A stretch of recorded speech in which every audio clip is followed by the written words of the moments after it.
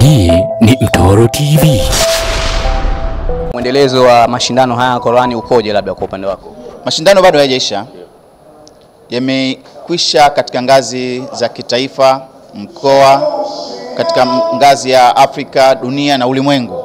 Lakini bado kuna mashindano yanaendelea. Mfano katika ngazi za kata bado zinaendelea. Hata mimi kwenye kata yangu ya kata Mbagala Kuu, mashindano yetu sisi na tarehe 29 ya mwezi huu wa 3. Tarehe 29 mwezi huu. Jumamosi ya mwisho kutakuwa na mashindano makubwa ya kata katika kata yetu ya Mbagala Kuu.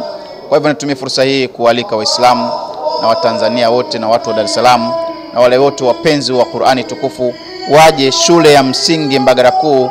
Kuna uwanja mkubwa, maandalizi yanakwenda vizuri kwa ajili ya kushiriki mashindano haya ya kata ya Mbagala Kuu ambayo yanaandaliwa na Baraza Kuu la Waislamu wa Tanzania BAKWATA.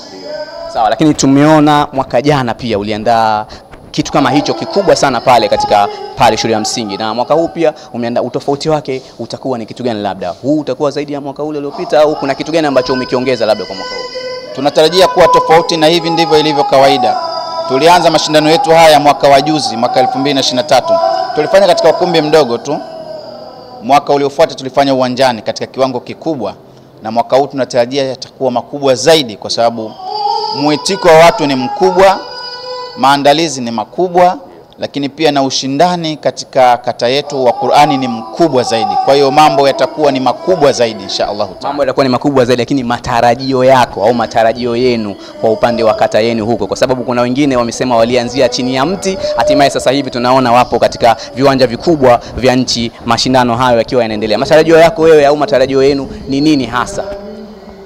Matarajio yetu sisi ni kupanda linki kutoka katika mashindano ya kata, na tunatarajia inshallah taala kwa namna itakavyokwenda kufanyika mwaka huu, mwakani tutatangaza mashindano ya wilaya ya Temeke, kwa sababu hakuna mashindano ya wilaya ya Temeke wala hakuna mashindano ya jimbo la Mbagala.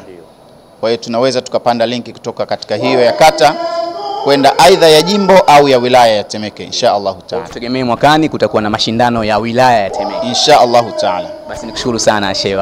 Sawa, nilikuwa na Sheikh Ali Kizegelo, shehe wa kata ya Mbagala Kuu, lakini pia ni katibu wa mashehe wa mkoa wa Dar es Salaam. Mimi naitwa Kheri Mpingashari na hii ni Mtoro TV. Karibu kwenye ulimwengu wa faida. Asante. Hii ni Mtoro TV.